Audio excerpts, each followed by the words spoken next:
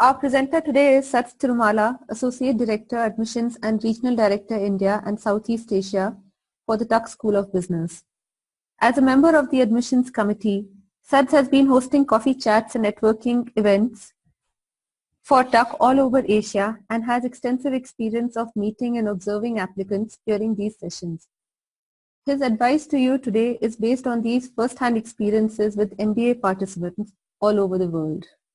Before we start the webinar, I'd like to tell you a little about MBA Decoder.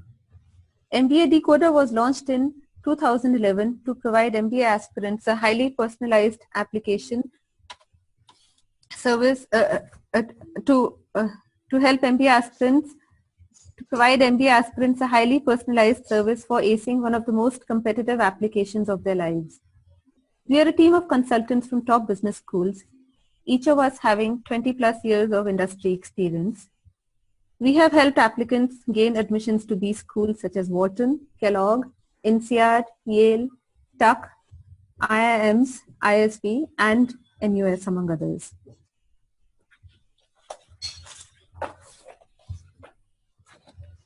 What differentiates us is that our consultants are not recent MBA grads. They bring significant experience as bankers, VCs, management consultants, and entrepreneurs. They can relate to your career situation and offer you a career advice which is realistic yet ambitious. We feel passionately about helping you submit a compelling application and hence take a collaborative approach in working with you to achieve this objective. For this reason, we do not limit your interactions with us, neither do we limit the number of reviews on your essays, LOR or resume. Our services include complete application assistance, which is an end-to-end package that includes brainstorming on essays, career goals discussion, application strategy, guidelines for writing essays, resume, and recommendations, and interview preparation. Our application strategy roadmap service provides a dedicated assessment of your profile. It simulates an entire application experience and provides feedback on your level of preparedness, making recommendations on specific areas of improvement. It's a great service for those applicants who wish to do the applications on their own and want some direction in writing their applications, or those applicants who have some years of who still have some years to apply but want to improve their profiles. Our interview prep service allows you to prepare with our consultants who regularly interview applicants for their respective B schools. I will now invite Sats to take a few questions that I have prepared for him. So, welcome everyone to this conversation about networking and how do you position yourself as you prepare for the MBA admissions process. Starting now, many of you must have already started your process of getting ready for what can be a very stressful and very involved experience for each of you. So I thought this is a good opportunity to go over a few things, and thanks to Namita for setting this conversation up.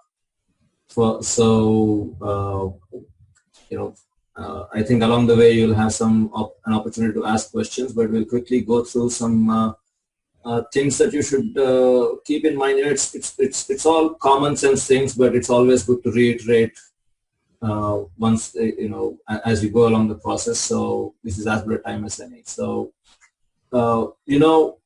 when you think about business school applications, it is not another mundane activity. It really is almost like oxygen to your applications. It breathes life into your application in ways that you cannot imagine. And the better you understand the school, the better you appreciate whether or not it's the right place for you, and then you behave accordingly in terms of choosing to go forward with the application or not. When you go to when you plan for your MBA, you're essentially doing a lot of sacrifice, personal sacrifice. You're quitting your job, you are ready to restart your life all over again in a new location, completely abandoning whatever you have had all this while.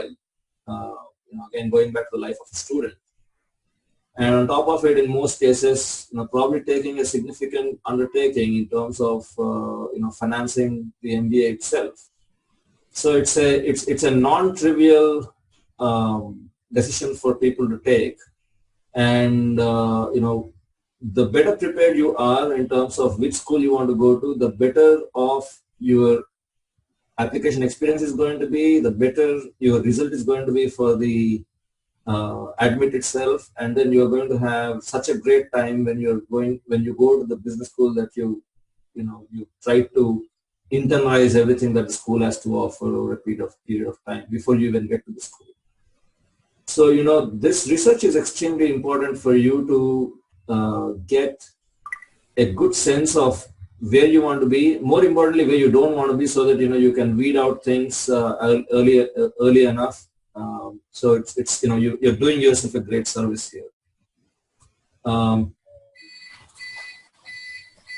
So let's think about the number of ways in which you could reach out to applicants. The applicants can reach out to business schools. And Namita, did you have a question? Yeah, I do. It's just that I have a power outage out here. So, Sat, share with us, how should applicants research who they should connect with in the application process? Sure. So, there are a number of stakeholders in any business school that that are willing and able and very enthusiastic to share details about the school. It could be members of the admissions committee itself, the admissions team that is very eager to talk about what they have, what the school has to offer. These are the people who are the decision makers in terms of who gets in and who doesn't.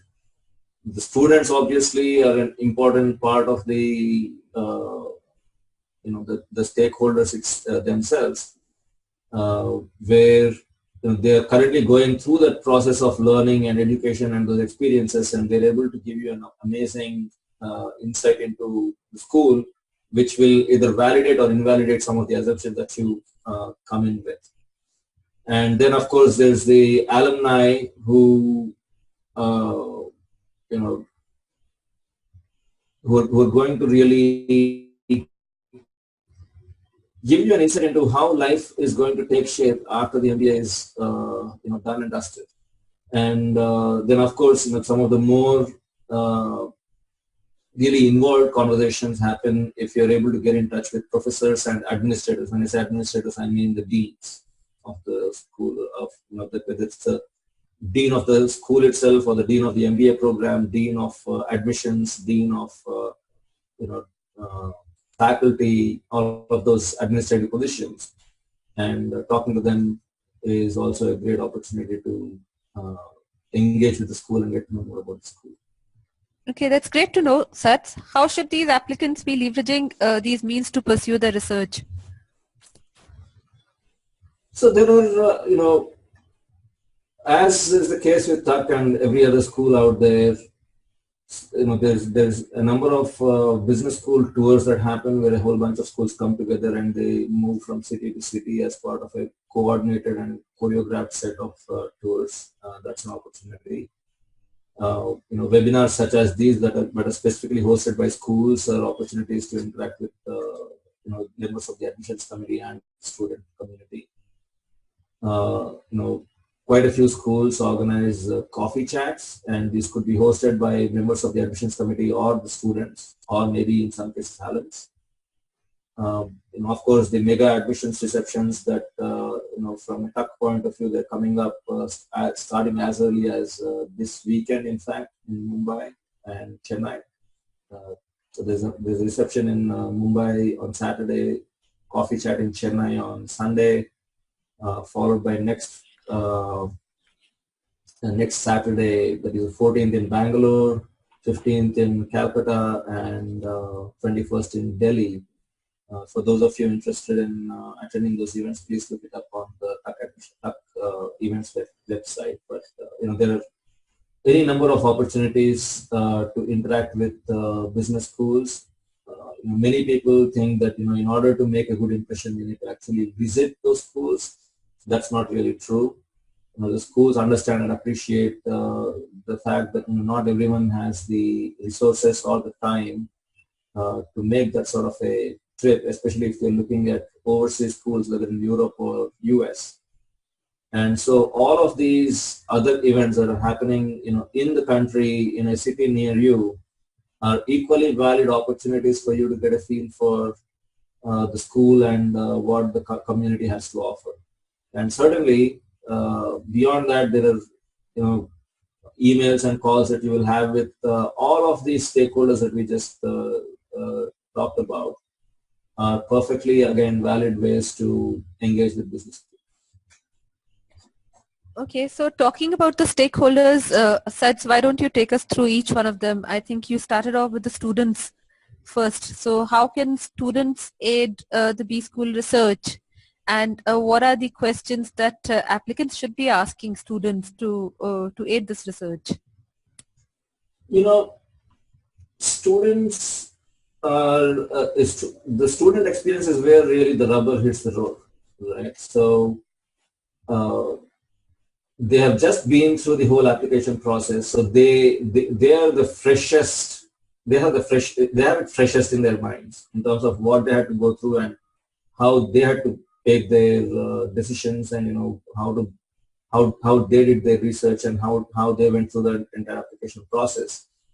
So it will be very instructive for the applicants to talk to students. And when I say talk to students, not just randomly, doing an email blast and trying to connect with as many as possible, but really having really engaging conversations. Again, the nuances of networking are very important.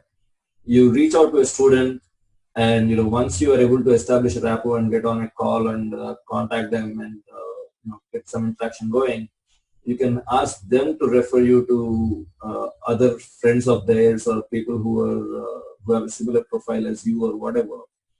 And that's then it's a more legitimate way of networking rather than simply sending an email blast or a LinkedIn request and saying, hey, I want to talk to you. That doesn't really make much sense, because if you want to be personalized in your approach, then this is the place to start and take it forward. And really, the students have as they're going through the program, they are the ambassadors for the program itself. How approachable they are, how easy to talk to they are, how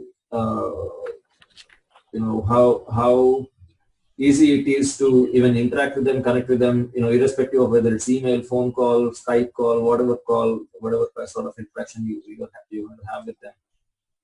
That should itself tell you, something about the school and its culture. And beyond that, their experiences within the school as a student, about whether it's the classroom experiences, the clubs, the student life, the overseas sort of opportunities, the internships, all of those things are things that they are willing and able and eager to share you with. You just have to make sure that you have the right set of questions to ask, and be mindful that they are not their time is their time is very much at a premium, so you have to be very well prepared to ask your questions. And this is not just true only for students, it's true for pretty much every single stakeholder that you're going to ever reach out to. You have to be very well prepared ahead of time, so that you make the most of that opportunity, and they don't feel like they're just pointlessly spending a lot of time discussing the same things over and over again. So the better prepared you are, the better experience it will be. And in many cases, the students are part of admissions receptions, coffee chats, obviously emails and phone calls. Sometimes when the school is hosting a webinar, the students are also part of the host team. So that's also a good opportunity. So there are any number of ways to interface with students. So to take it back a little bit, in terms of, we talked about the admissions committee as well, and how they travel all over the world. The admissions team really is, your conduit to reaching out to the students in many ways. When you connect with somebody from admissions in any school, obviously you want to make the best impression, and like I said, you have to be well prepared with your questions, and all those things are hold true here as well.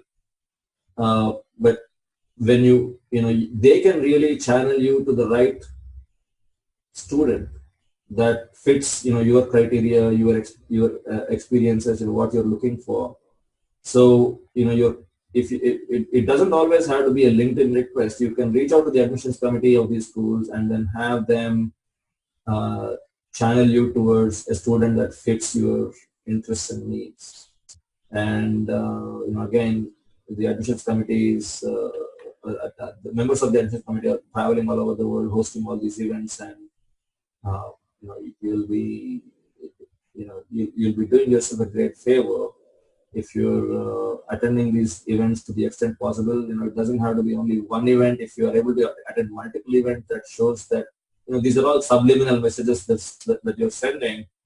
As many interactions as you have, of course, I don't want you to be overbearing. It's a fine line to tread. So your genuine interest, the genuinity of the questions, the genuineness of the questions rather, and your earnest curiosity of wanting to know more of the school. So all of those things really add into the impression that you're making because you are under observation pretty much at all time. Make no mistake about that. So it really behooves the student to be as well prepared as possible. Okay, that's great to know. What about the alumni? There are so many alumni, and how many should one applicant should he reach out to, or what kind of information should he gather from these alumni? And also, such in terms of some alumni could be old. So is it good to reach out to people who've passed out recently, or is it good to reach out to alumni who've graduated a long time ago? Just throw some light there, please. Sure. So there is no magic number, right? When you asked how many should we reach out to, it's not, sometimes, 1 is enough, sometimes even 10 is not enough, right? So where do you draw the line? It's a matter of how well you interact and what quality of information you're getting from the interactions that you're having. The alumni are probably the best barometer when you discover a school, and when you're researching your school. They're the best barometer for you to figure out, how have they evolved during the course of their post MBA career, and how longingly do they look back to their time at that business school, whichever school it might be, and how willing and able and how easily you're able to connect with them, and how welcoming they are. These are all things that you can pick up as you go along, and the quality of those interactions should tell you a lot about what the school will have to offer you, both during the MBA and beyond. And as far as your question about should they be recent alums, should there be more senior alums, it really depends on why not try both ends of the spectrum, so to speak, and see how you're going to how those interactions pan out. For example, if somebody is 15 years out of business school but is readily available, that shows you something about not only that person's perspective, but how much he or she appreciates the time that they've spent in their school, and how enthusiastically they are ready to share those experiences and reminisce the time that they that we had as a student. So all of these are things that applicants should definitely pick up on. And there's always alumni. If you talk about how do you LinkedIn, it's a social network out there, but I'm not a huge fan of and again this is me saying personally, if someone just randomly sends in a LinkedIn request, it doesn't really register because I don't even know what they're trying to look for, who is that person or anything. There's nothing obvious, and why do they want to connect? Nothing is obvious. So I would rather the applicants take the time to sort of more in-depth introduce themselves, so that it's not just me, alumni in general would appreciate a little more insight about why and what, so that they can answer, or they can approach questions accordingly. And another easy way to get in touch with alumni is when you attend these admissions receptions for schools in various parts of the country. The alumni are bound to be there, and again, like I said, in case of this, just like as it was the case with networking with the students, you talk to the alumni, and one alumni will refer you to the next alumni, and that's how you branch out, and that's how you kind of spread your wings, so to speak, in terms of getting to know more such alumni and getting a better feel for the school itself. So don't underestimate the quality of those conversations. Online, social networks only go so far. At the end of the day, once you're in business school, it's a lot of you have to learn how to network. You have to learn how to interact. You have to learn how to ask smart questions. You have to learn how to interview, and all of these are not done on a social network. All of these are done in person. So these are all things that it's a training ground. All of these outreach activities that you do in preparation for the business school, these are in many ways these are training grounds for you to ace the situation once you are in business school and you're in the position where you're now recruiting or running a club or whatever. So think of everything as an opportunity to learn and improve yourself.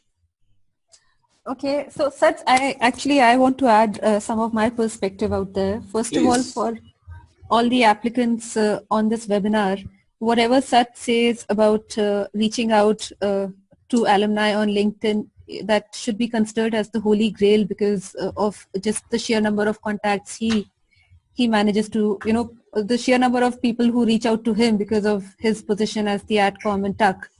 So do send out these very targeted messages on LinkedIn if you're reaching out to them.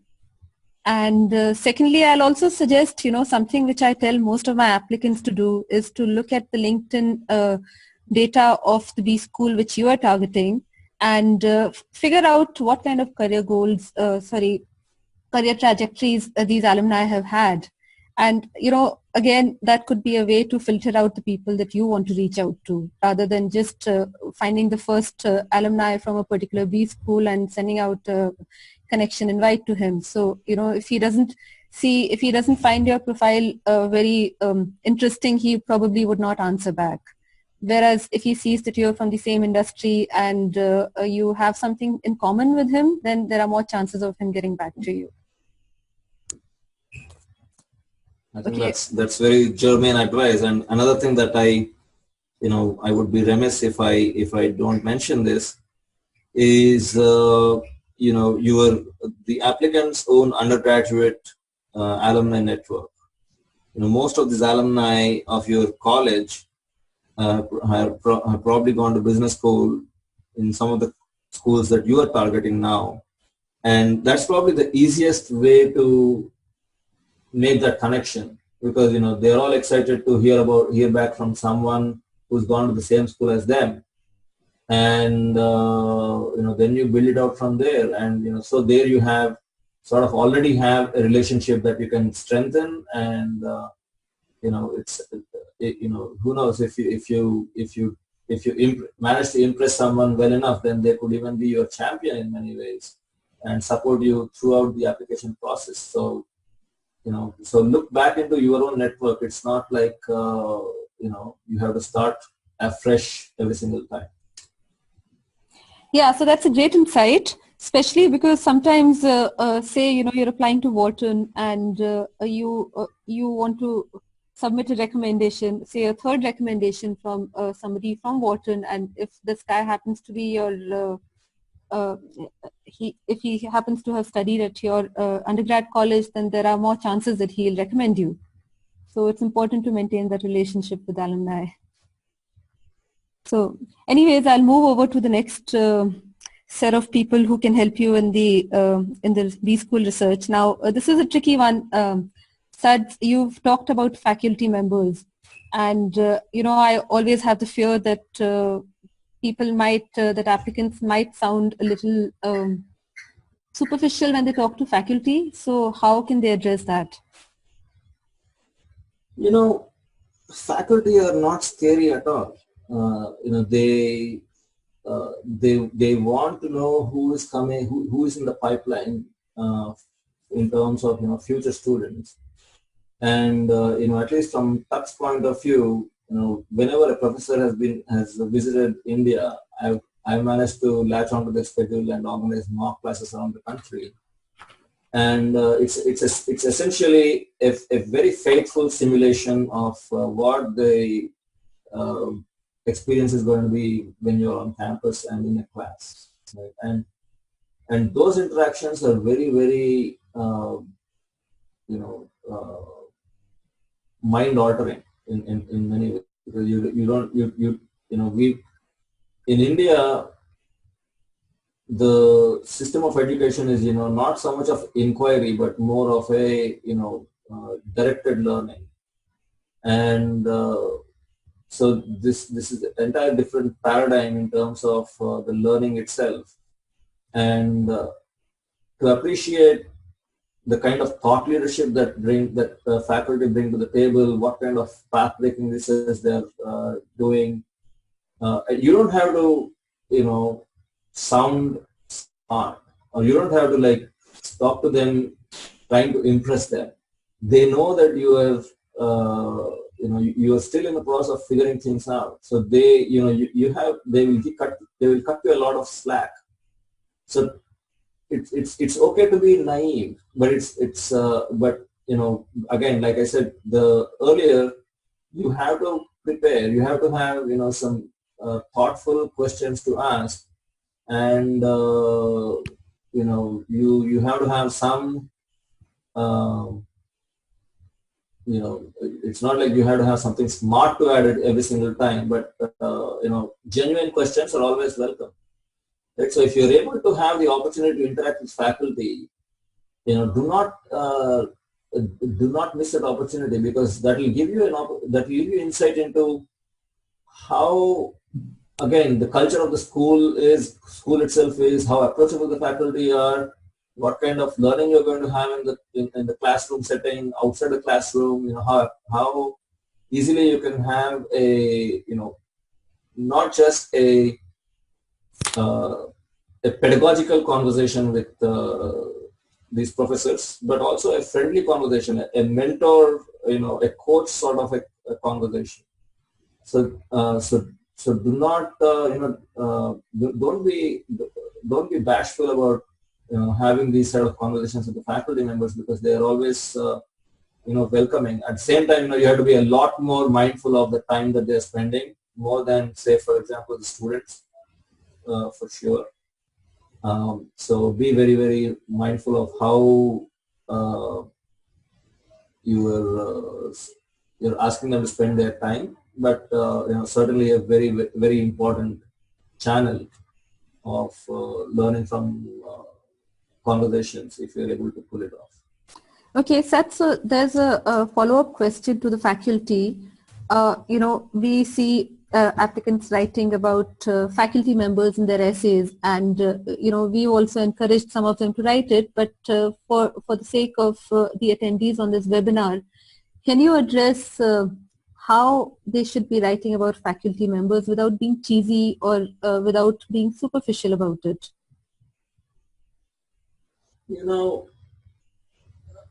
Name dropping isn't a great thing in general. Okay. Many applicants, think that, if they've interacted with, say, 10 students and, 3 alumni and 2 professors or whatever, they want to show that off, and they want to drop all those names in their essays. And, it does a couple of things.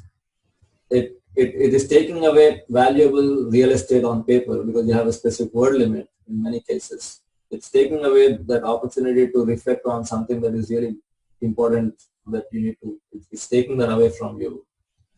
And on the other hand, it brands you as, kind of a show off. Right? I mean, hey, I've reached out to, 15 people and, I've had all these wonderful conversations. That's a given, that's understood. So you don't have to necessarily go on and on about how many people or who have you met with and how those conversations have panned out. All of those are not necessary. In the case of faculty, though, it's okay to say, for example, from a tuck point of view, if you want to take a course with VG, for instance, it's okay to talk about, have you had certain interactions with him and how how life-altering and mind-altering those conversations have been, and how you want to, make that your, one of the important things that you want to accomplish in business. Right? It's fine. Again, it's you just have to understand, where to draw. It's a fine line, and you just have to. It's more an art and less of a science. So you just have to be mindful about where you draw that line in terms of going overboard about talking about it and coming across as either as either obnoxious or name dropping versus very thoughtful and very genuine in terms of the kind of experiences that the person is looking out for through those courses or through those interactions with faculty. So so the tone, you need to be very careful about the tone that you are setting as part of your essay when it comes to talking about courses / faculty. And what about the administrators that you had earlier talked about? Who are these people? So when I say the administrators, I'm talking about the deanery. Right? I mean, the dean of the school itself, the dean of the MBA program, the dean of admissions, the dean of faculty. This is the leadership team that keeps the school going. And believe it or not, they are as accessible as the faculty are. Again, you have to be very, very careful when you're talking to the faculty and the administrators, but they are also equally excited about welcoming questions from and entertaining questions from prospective applicants. So you have to be very, very mindful of what you are asking because their time is even more at a premium. A perfectly valid channel that the applicants can leverage if they're able to. And those interactions with the administrators will tell you, how is the school itself poised. Right? What are the kind of things that the school is looking for in the future, and how do you see yourself evolving as you go through the MBA program at that particular school? What's the culture of the school? Do you see yourself as a as a student based on a conversation that you had with the spectrum of stakeholders that we discussed? All of these inform your choice at the end of the day in terms of the school you want to go to, and believe it or not, your effort shows. There's always, for lack of a better word, you're always on the radar, right? And so if you have good conversation and if you make the right sort of impression, then you are the one who's going to be better off as a result.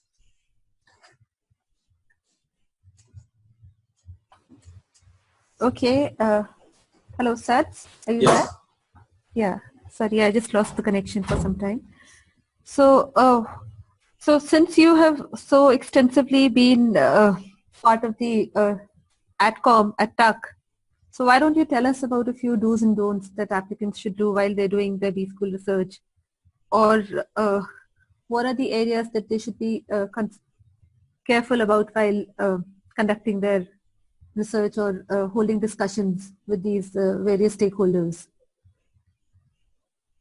There is, obviously you have to be, when you're talking to someone, you have to have a good body language. You have to be confident. And, first impression is really the best impression in many ways. So, try and hit the ground running.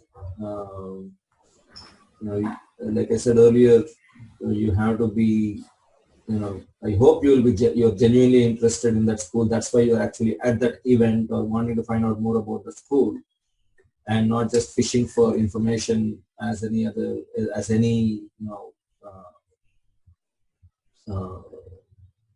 anyone just having stumbled on the website, for instance, right? So if you're there, it's probably because you are genuinely interested.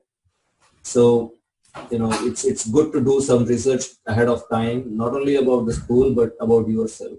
Do some introspection, and don't have vague statements about who you are or what you want to do. Sort of have an elevator pitch ready.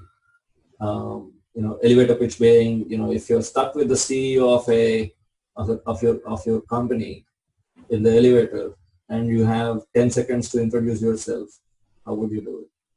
That's the elevator pitch. So, have an elevator pitch that succinctly identifies, who you are, why you're there, and what you're looking to accomplish. And, and you should engage in conversations and ask questions, but at the same time, respect the person's time. Something that applicants do more often, and I wish they don't, is make casual remarks, casual statements. Um, Checking smartphones when they're in receptions. Those are not very great first impressions to make, right? If you're there at the event, you better have your 100% focus on what is going on, and not your phone that is ringing, or your emails that you have to answer, or whatever. So these are all, it's all common sense stuff, nothing out of the ordinary. But it's surprising how many people kind of miss it. Over the years, I've seen that happen more often than not.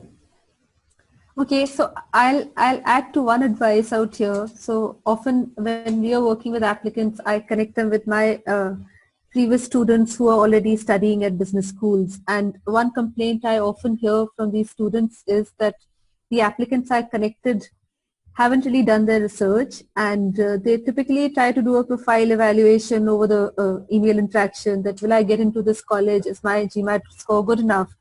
And that's a little cheesy for the students, because they expect you to have already done that research while you're talking to them.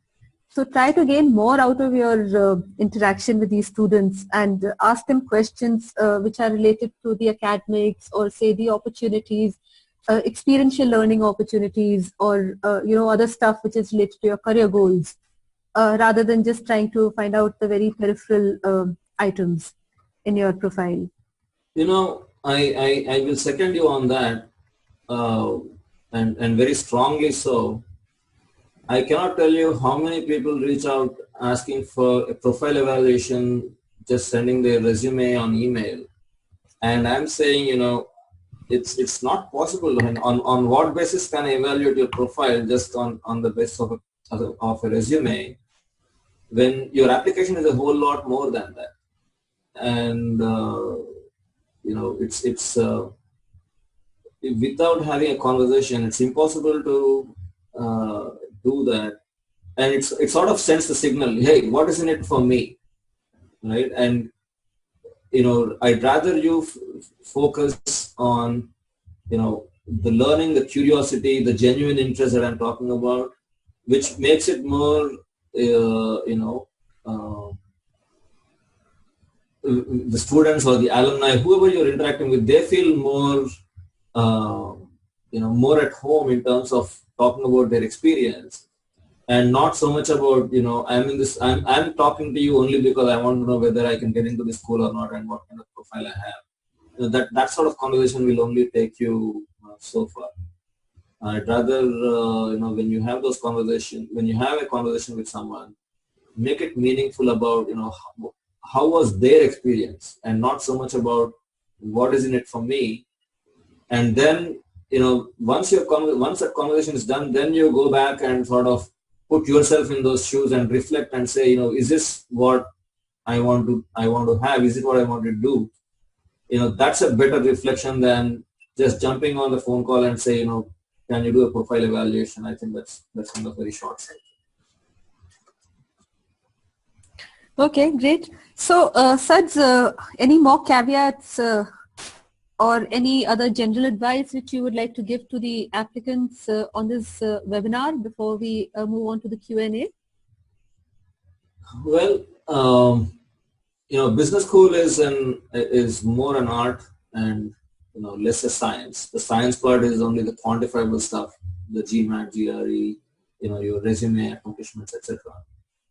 And the art is your essays, your letters of recommendation, your extracurricular activities, the things that make you, right? So you really have to do a lot of introspection about you and who you are and why are you trying to do the thing that you're trying to do, and how are you able to position yourself for long-term success based on your experiences, and how is this school the right place for you to be going to, and why is this the right place for you, so you can have a wonderful time during those 2 years in the MBA, learning a lot, but also having a lot of fun, connecting with people that are so vastly different from you, but that are bound by this common thread called your business school experience together. And so you really have to do a lot of reflection upfront starting now, and collect all this, when you talk to all these different stakeholders that we referred to earlier, connect all the dots and use all that information that you have, that reflection that you've been able to make as a result of these interactions, and use that to project your personality into the essay. And but again, I kind of characterize it as don't go over the top. Be emphatic but grounded, and try and like I said earlier, name dropping could be kept to a minimum. I'm not saying don't name names at all. That's not what I'm saying. But don't name like 20 different names, because it's just taking away from the message that you're going to send. And all of these interactions and all of these experiences will only inform your essays. They will inform your intuition, your passion, and when you're excited about this school, this program, what that experience is like, your future classmates, the kind of diversity that is in the classroom, what kind of culture, what kind of a setting, whether it's a city setting or a more rural setting or whatever, how are all of these things going to make it the most amazing experience for you, and how are you going to leverage that to get to the goals that you have in mind, and how are you going to be how are you going to leave your imprint on that school, as a result of what you bring to the table, right? Those are all the things. So if you have all these things thought through, and if you're able to communicate all of these things very clearly, obviously in the application, and then followed by your conversation in the interview, but then there's no looking back from that point onwards. So that's what I would that's how I would characterize that and wrap up this conversation. Okay, that's great. So I think we'll move to the Q&A, but before that, I'll just take you through our services once again. So we help people with the complete application systems, which is an end-to-end package. And you can choose to work with us for 1 school, for 3 schools, for 5 schools, or maybe more. Out here, I'll also just answer Gaurav's question about the number of colleges you should apply to. Our preferred strategy is to go with 5 to 7 colleges in one application cycle. It's a mind-wrecking process to apply to colleges, and I definitely recommend that you don't go overboard applying to 8 to 10 colleges or even more, as some applicants do. But submit great quality applications to the smaller number of schools that you apply to.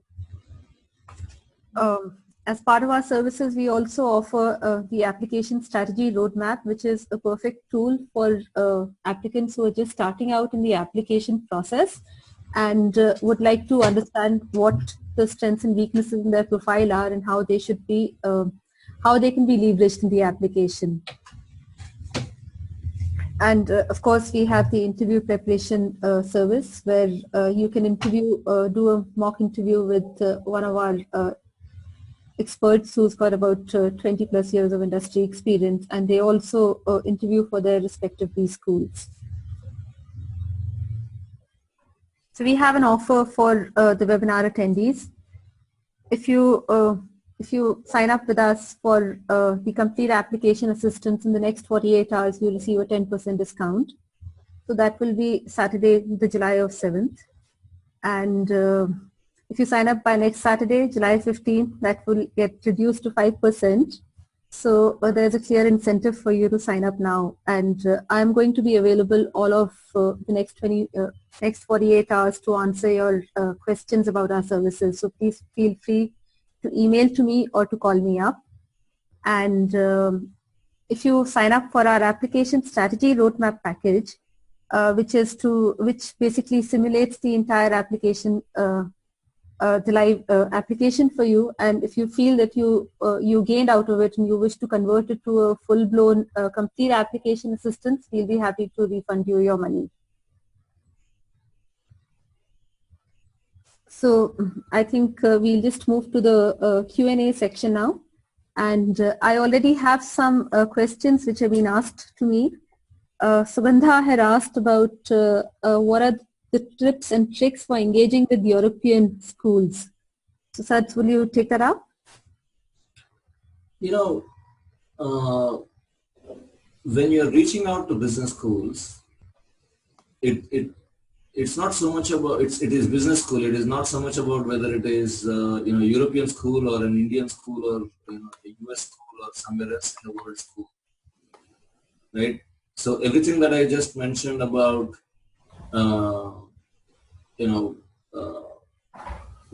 the quality of your prior research, the quality of your the interactions that you're going to have, how you're going to position yourself, the elevator pitch thing that I mentioned. All of those things hold true irrespective of which geography you are targeting. So I'd say it's no different from what everything that we just discussed.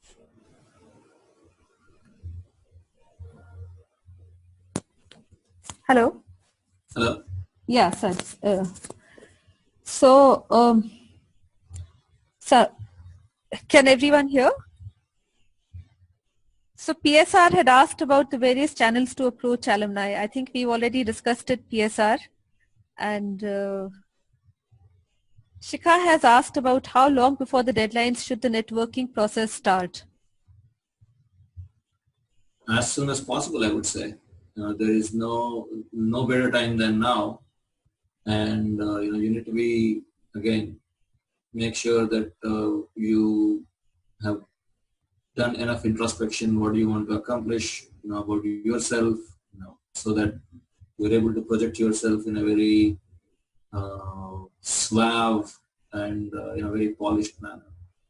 And so I would say get started now.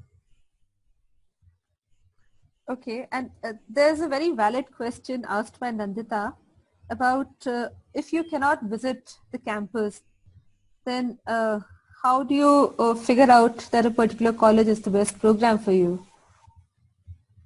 That's more, that's a,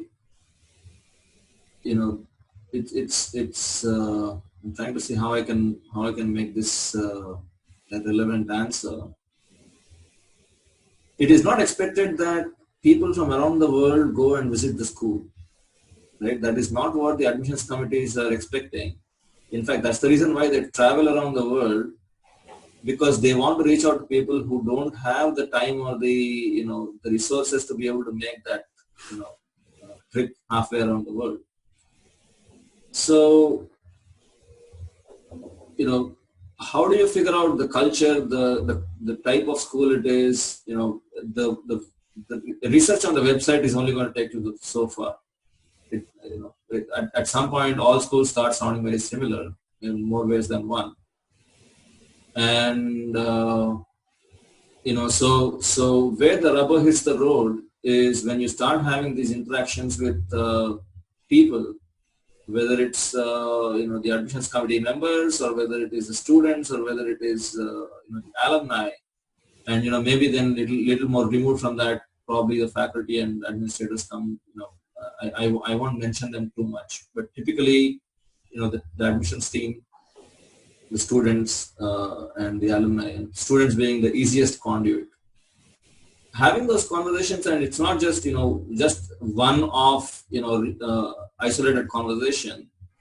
Like I said, branch out from one conversation to 3 conversations, and 3 can branch out to 5 more conversations, and all of those, when you start parsing those conversations that you're having with all these students and alumni, you can get a pretty good sense of what the culture is, and that's the way to go about it. It's not expected that you actually go and visit the school at all. That's not the expectation. Okay, and just to add to that, I draw a lot of insights from just reading student blogs. So that is one area that I'm really going to recommend to you. And specifically for schools like Fuqua, where you're required to answer questions about contribution to the community, it's really great to read those student blogs to see what other students are doing, and what the community spirit is like, and how can you add there. So do focus a lot on these student blogs, because they can really add value to your application and your general understanding about the program. And just to add to that, the more well-researched you are about the program, the better your interview preparation is going to be. And if you're able to, especially if you have these alumni interviews and you're able to convince the alumni that you've researched the school well, then it's really going to stand in your favor. I think those are all, very, very good points. Who knows? The alumni that you started interacting with in the first place might be your interviewer at the end of the day. And, guess what's going to happen if you already made a very good impression on him or her, right? So, I mean, I'm not saying that's what is going to happen all the time, but you cannot take any, that's why I was saying, early on, that, avoid casual remarks, and, be very well prepared, because you don't know who is going to stand in front of you all said and done on the day of the interview. Okay, so Saj, we have just about 2 minutes left, and I have this really good question from Sugandha about how do you convince a school that it's not a safety school for them? So I guess if you're an overachiever and you're applying to these colleges, and some of them always tend to think that he or she will go to a better school. So how can you make the school feel that you are the one for me? I'm in love with you. Exactly in that way, right? I mean, if you're genuine in the way you are reaching out, and if you're no matter which interaction you are having, you're able to demonstrate that this is not a fly-by-night kind of a thing for you, that you're really invested in understanding not only more about the school, but are genuinely interested in understanding the person that you're interacting with, because all of these ultimately circle back. So it is not when think of it from the school's point of view for a second. They are not in the business of wanting to look at themselves as a safety school, right? And so when you are having all these interactions, and when you are when you're genuinely interested in the school, they know that you are someone that is a compelling candidate. They are not going to just say, hey, just because we think this is a person who is never going to come to the school, we are not going to give you an admission. That is not how it works. If you're genuinely interested, if you do a great job in all your interactions, in your application, in your essays, in your interview, and all around you demonstrate that you are the best person to be getting that coveted admit, it doesn't really matter. The admission is yours, right? So don't worry about again, another important thing to note is, if you are sort of thinking about it as a safety school, guess what? It's going to come across in every single conversation that you have. And whether you know it or not, your conversations are going to come across in a certain manner. So why even bother thinking about safety or non-safety or unsafe or whatever the opposite is, right? Or what do you call it? The stretch school. Be genuinely interested in each school that you are applying to, as if that is the school that you want to go to, and the results will speak for themselves. Okay, great. So, I'll add to that. I think the word that I like to use most often is credible enthusiasm. So don't go over the board like Sats has been saying during this webinar, but at the same time show that you're enthusiastic. Now, just very simple examples could be knowing how to pronounce the name of a B school properly, like not saying Fukua but Fuqua, okay? And also, like, one of my applicants got back telling me he's studying at Fuqua, and he told me that the Fuqua team spirit is something which is not there just, which is not just talked about, but it's actually there and you get to feel it. So try to get those experiences out from from all the connects that you make. And, Sads, we do have a couple of questions which have come specifically for you, and they're also regarding TAC. So I guess since we are at the end of this webinar, I'll share them with you individually, and maybe you could answer back the applicants. Great, that's fine. And just before we sign off here, I just want to again thanks everyone for showing up and attending, and for all your questions, and for hearing me out as we discuss opportunities to interact with business schools. From a TAC point of view, as I was referring to early on, a number of events are coming around the country, starting with Saturday in Mumbai, then Sunday in Chennai, on July 14th in Bangalore, on 15th in Calcutta, and on the 21st in Delhi. These are all, if you go to the TAC website, they all show that, they are all waitlisted now, so you cannot sign up. But, if you really want to come, I would welcome you to walk in as a walk-in registrant, and I'll be happy to accommodate you, irrespective of whether the event is, even if the event is oversubscribed. So let me add to that. SUDS is actually very serious about all TUC applicants attending events. So you'd better be there. I